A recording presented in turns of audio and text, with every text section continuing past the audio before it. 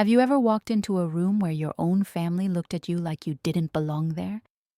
I stood in the marble-floored lobby of the Ritz-Carlton Cleveland, adjusting the simple black dress I'd picked up from Target 2 weeks ago, watching my younger sister Amara glide across the polished floor in what I'd later discover was a $3,000 Vera Wang cocktail dress.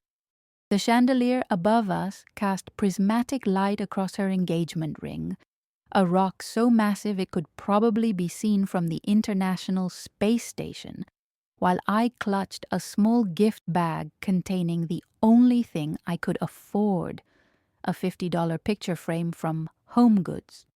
The November evening carried the sharp bite of Lake Erie wind through the hotel's revolving door, and I shivered slightly in my thin cardigan, the one with the small hole near the left elbow that I hoped nobody would notice. Amara's fiancé, Preston Montgomery III, yes, the third, stood beside her in a custom-tailored navy suit that probably cost more than my rent, or at least what my family thought was my rent.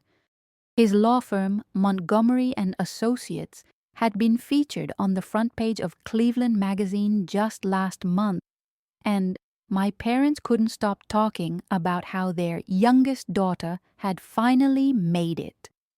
Meanwhile, their eldest daughter, the one with the medical degree and the surgical residency at Cleveland Clinic, was still being treated like the family disappointment who couldn't even dress appropriately for her sister's engagement party.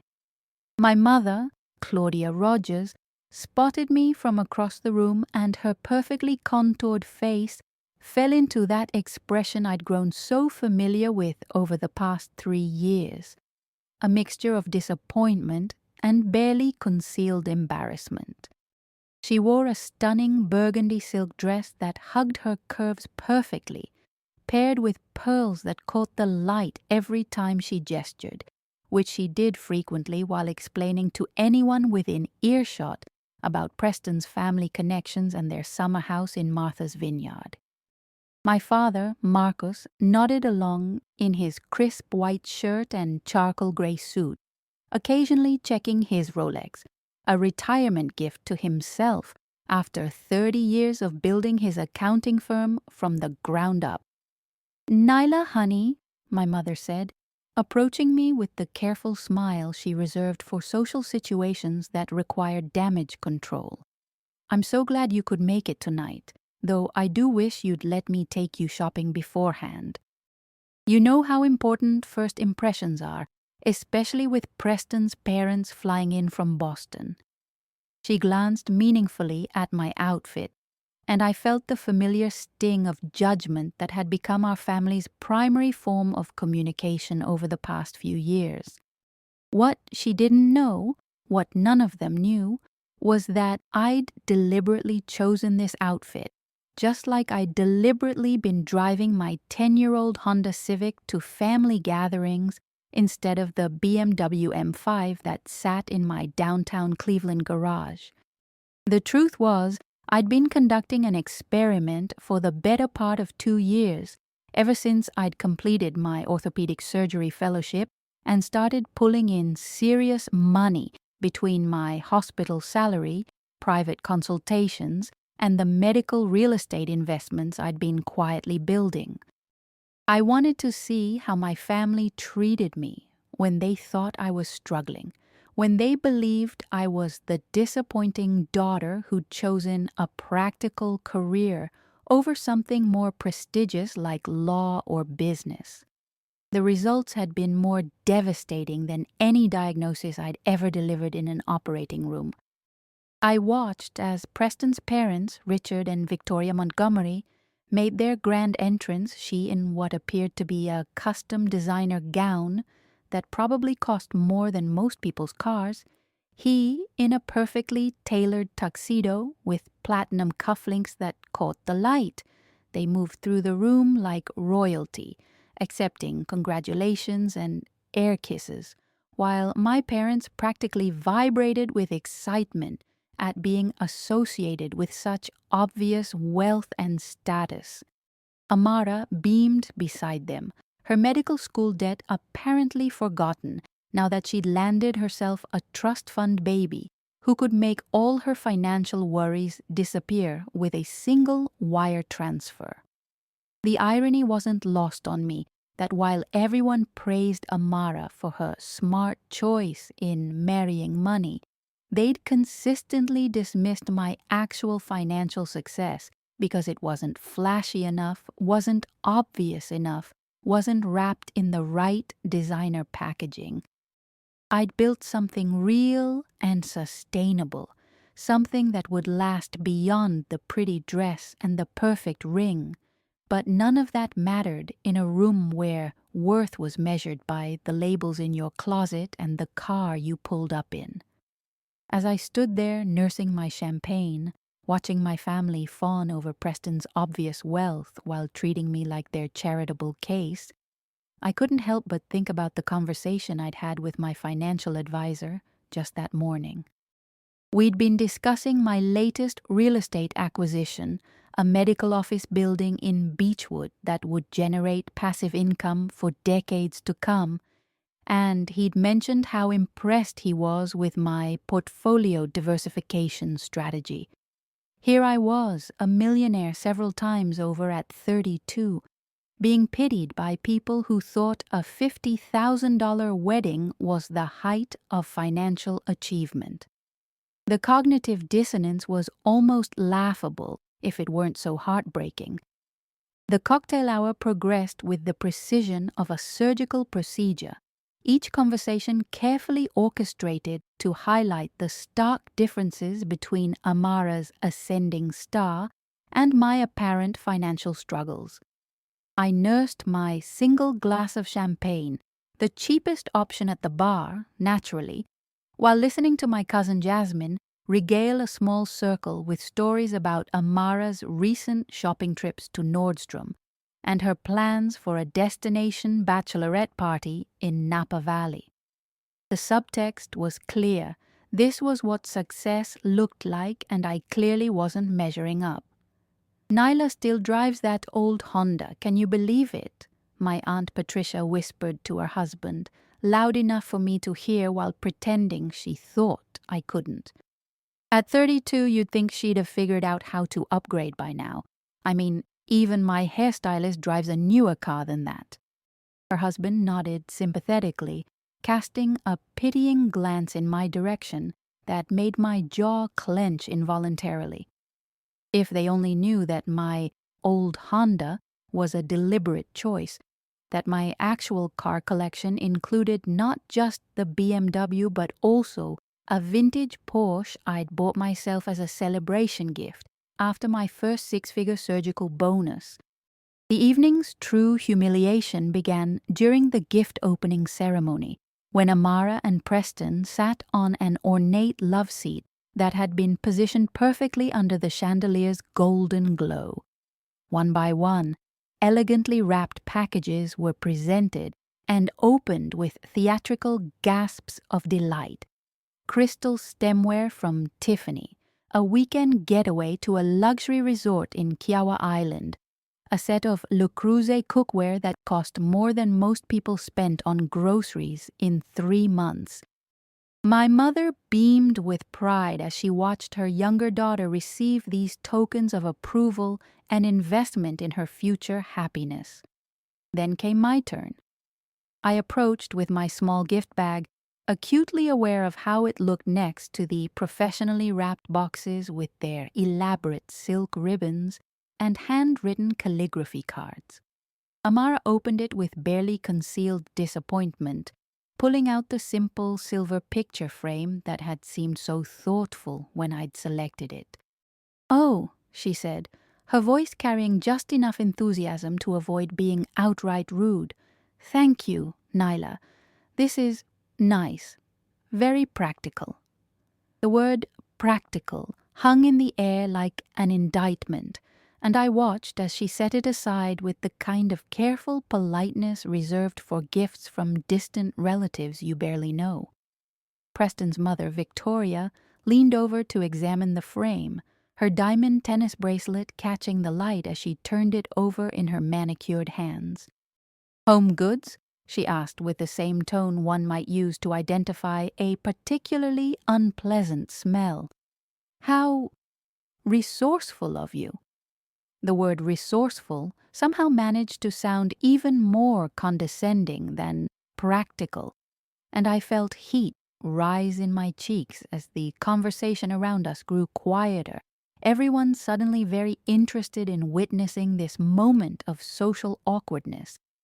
My father cleared his throat uncomfortably and changed the subject to Preston's recent promotion at the law firm, but the damage was done.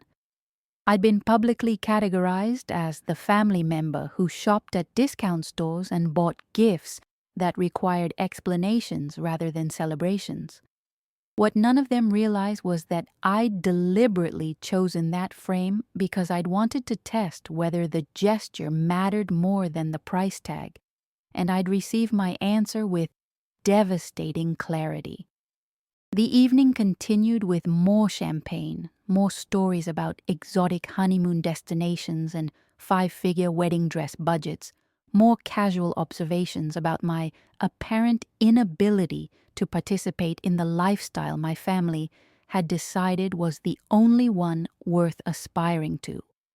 I smiled and nodded and played the role of the struggling older sister who was genuinely happy for Amara's good fortune, all while mentally calculating that the money I'd spent on my last continuing education conference in Switzerland exceeded the cost of this entire engagement party. Have you ever felt invisible while standing in a spotlight? That's exactly what it felt like as I stood in that glittering room, surrounded by my own family, watching them celebrate everything they thought I'd never achieve. The most painful part wasn't their judgment of my financial situation. It was their complete inability to see past the surface, to recognize that there might be more to their daughter, their sister, than what met the eye. They'd reduced me to a stereotype, the unsuccessful family member whose presence served mainly to highlight everyone else's achievements by contrast. Later that evening, as I drove my embarrassing Honda Civic home through the quiet streets of Shaker Heights, I passed the BMW dealership where my M5 was scheduled for its monthly detailing service the next morning. The contrast wasn't lost on me. I was driving a perfectly reliable car that I'd chosen specifically because it supported my narrative, while my family assumed it represented the best I could afford. In reality, the Honda was paid off completely, while many of their luxury purchases were likely financed at interest rates that would make my investment advisor cringe. But appearances mattered more than substance in my family's world, and I'd been playing by their rules for so long that I'd almost forgotten who I really was underneath the performance. Sister than what met the eye. They'd reduced me to a stereotype, the unsuccessful family member whose presence served mainly to highlight everyone else's achievements by contrast. The breaking point came 3 weeks later during Sunday dinner at my parents' house in Shaker Heights, the same house where I'd grown up dreaming of becoming a doctor, while my family worried about whether I was practical enough to succeed in such a demanding field. The dining room table was set with my mother's best china, the good silverware that only came out for special occasions, and apparently Amara's engagement qualified as special enough. I sat in my usual chair, wearing jeans and a simple sweater from Kohl's, while Amara glowed in what I'd learned was a $600 cashmere top that Preston had surprised her with during their shopping trip to Beechwood Place.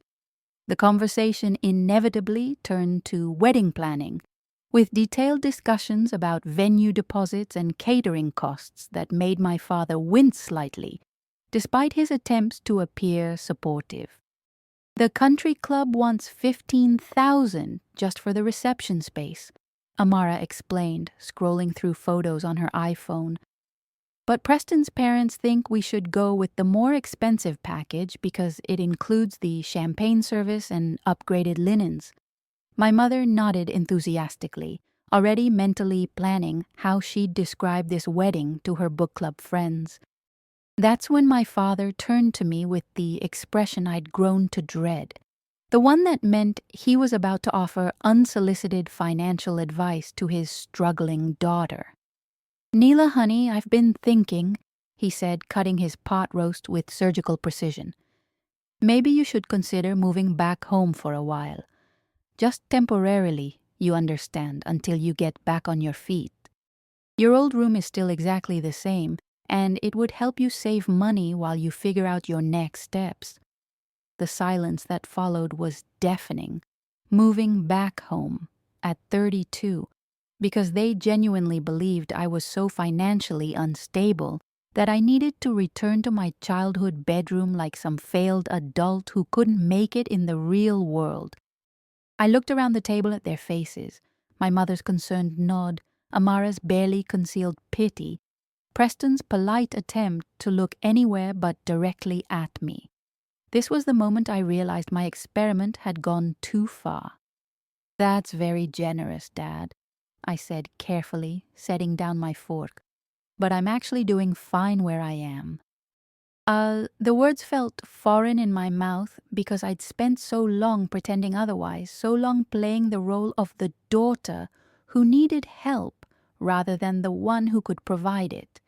My mother reached across the table and patted my hand with the kind of gentle condescension typically reserved for children and elderly relatives. "Sweetheart, there's no shame in needing help. We all go through difficult periods. Maybe we could even help you with your student loans. I know those medical school payments must be overwhelming on a resident's salary." A resident's salary. They thought I was still a resident. After 2 years of attending physician income, after building a practice that had me consulting on cases across the Midwest, after investment returns that exceeded their annual household income, they still thought I was making $40,000 a year and struggling to pay my bills. The realization hit me like a physical blow, and I felt something fundamental shift inside my chest. "Actually," I said, standing up from the table with a calmness that surprised even me, "there's something I need to tell all of you." My voice carried a new authority that made everyone look up from their plates. For the first time in months, I had their complete attention. I walked to the living room where I'd left my purse, the same worn leather bag I'd been carrying for 3 years as part of my charade, and pulled out my phone. My banking app loaded quickly, displaying numbers that would have made most people's eyes widen in disbelief. I took a screenshot and returned to the dining room where my family sat frozen in confused anticipation. "I've been lying to you," I said simply, placing my phone in the center of the table where everyone could see the screen. "This is my actual bank balance. This is what I actually make. This is who I actually am." The phone sat there like a small digital bomb that had just detonated in the middle of our family dinner. The screenshot showed my primary checking account balance, but what they couldn't see were the investment portfolios, the real estate holdings, the medical practice equity that had been quietly accumulating while they worried about my ability to afford groceries. I watched their faces as the numbers sank in, as they began to comprehend that their struggling daughter had been methodically building wealth while they'd been offering her hand-me-downs and unsolicited advice about financial responsibility. "For 2 years, I continued, my voice steady despite the emotional magnitude of what I was revealing, "I've been watching how you treat me when you think I have nothing to offer.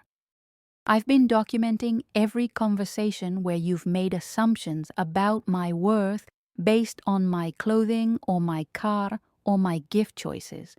I wanted to understand whether you loved your daughter or whether you loved the idea of having a successful daughter who could reflect well on your parenting. The silence stretched on, punctuated only by the steady tick of the grandfather clock and the sound of Preston clearing his throat nervously, probably wondering how this revelation would affect his position as the family's financial golden boy. The numbers on my phone screen seemed to glow in the dining room's soft lighting. $847,000 in checking, $1.2 million in savings, and a portfolio summary that showed assets totaling just over $3.4 million. The silence stretched so long I could hear the grandfather clock ticking in the hallway, each second punctuating the complete recalibration happening in my family's understanding of reality. My father was the first to speak, his voice barely above a whisper. "Nyla, is this real?" He reached for the phone with trembling fingers as if touching it might prove it was some elaborate digital manipulation. "These numbers. How is this possible?" "Orthopedic surgery is lucrative, Dad," I said, settling back into my chair with a calmness that felt foreign after years of performance. "Especially when you specialize in sports medicine and trauma reconstruction. My base salary at Cleveland Clinic is $450,000, but the real money comes from private consultations and the surgery center I co-own in Westlake. Last year, I cleared just over $800,000 after taxes." Amara's face had gone pale beneath her carefully applied makeup. "But your car, your clothes, that apartment you said you could barely afford." Her voice trailed off as the implications began to sink in. "I live in a penthouse in downtown Cleveland," I continued, watching their faces cycle through confusion, disbelief, and dawning comprehension. 2,000 square feet with floor-to-ceiling windows overlooking Lake Erie.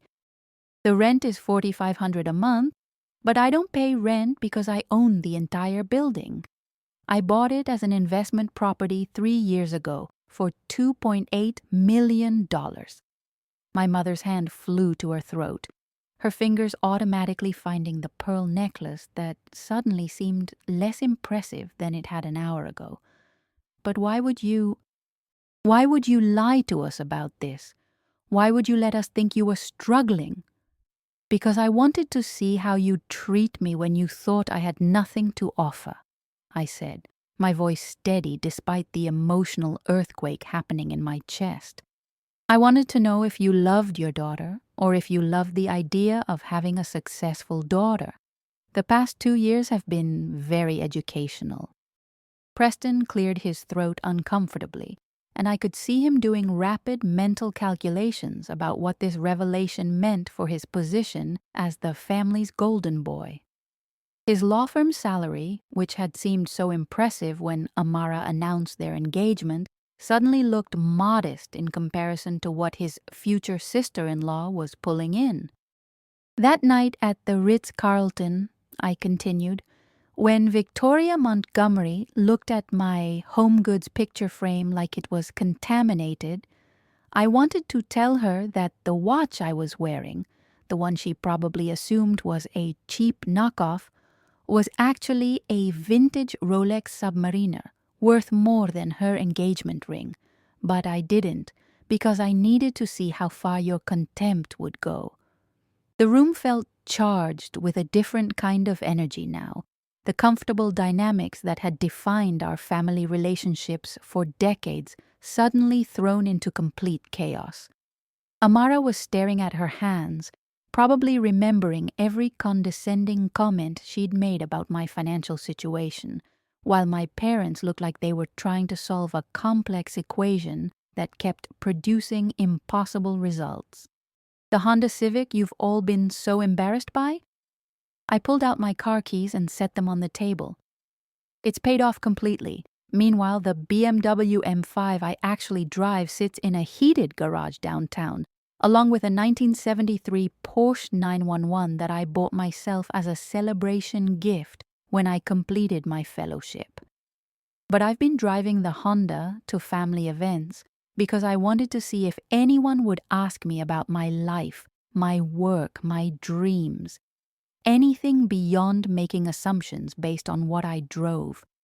My father was shaking his head slowly as if he could somehow undo the past 2 years of treating his eldest daughter like a charity case. Neela, we were just trying to help. We thought you were struggling. You thought I was struggling because I wasn't performing wealth the way you expected, I corrected him.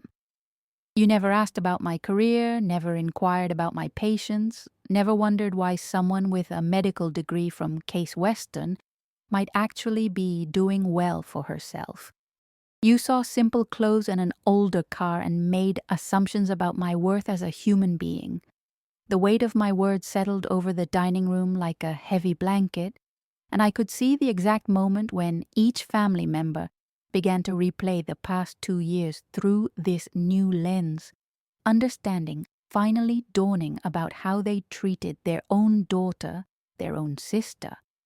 6 months later, I stood in my penthouse kitchen making coffee in a silk robe that cost more than most people's monthly rent, watching the sunrise paint Lake Erie in shades of gold and amber through my floor-to-ceiling windows.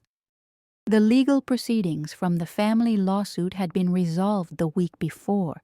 Yes, there had been a lawsuit, because when people discover they've been systematically underestimating a millionaire, they sometimes do desperate things to save face and secure their financial future. Preston's family had tried to claim that my deception invalidated my position as a family member with legitimate interests in various family assets, including the house in Shaker Heights that my parents had been planning to leave equally to both daughters. It was a laughably weak legal argument, but it required a judge to officially read my bank transfer records into the court record to establish that I had no financial motivation for my 2-year experiment. The irony of Victoria Montgomery, who had once disdainingly identified my HomeGoods picture frame, sitting in a courtroom listening to a judge detail my actual net worth, was not lost on me.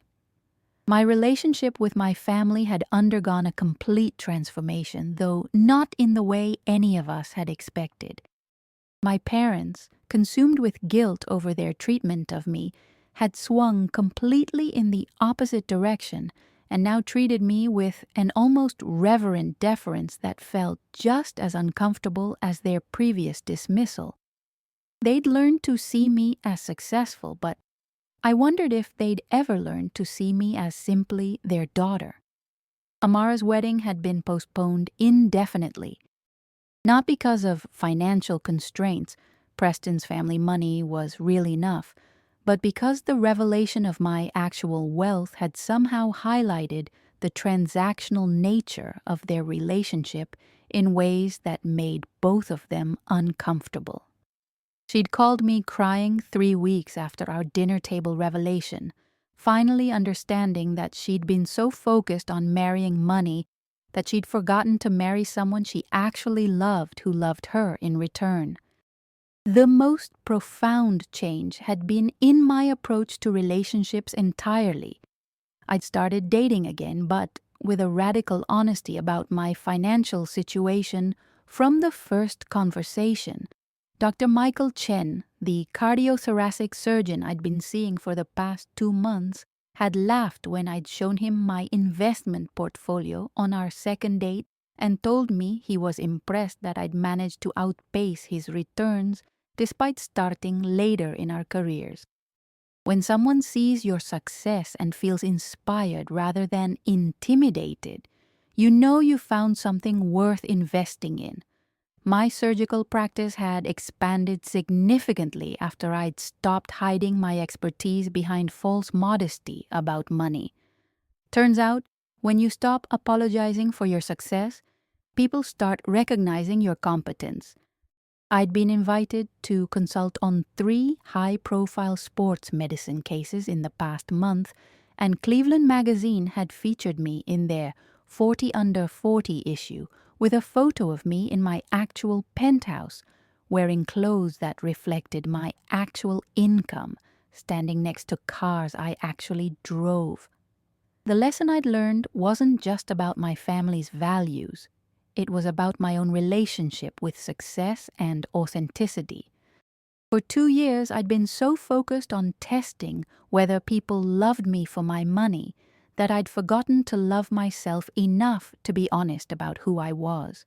I'd been performing poverty just as surely as other people performed wealth, and both performances kept me from forming genuine connections with people who could see and appreciate the real me. What would happen if you stopped hiding your light under a bushel? Whether that bushel is false modesty about your success or genuine shame about your struggles. The truth is that people who love you for your authentic self, including your achievements, your ambitions, and yes, your financial success, are the only relationships worth maintaining. Everyone else is just an expensive lesson in learning to value yourself enough to demand to be valued properly by others. As I sipped my coffee and prepared for another day of surgeries that would help people heal while building my own financial security, I realized that the greatest gift I'd given myself wasn't the revelation about my family's conditional love. It was the permission to finally, authentically, be proud of the life I'd built through my own skill, dedication, and refusal to apologize for my success.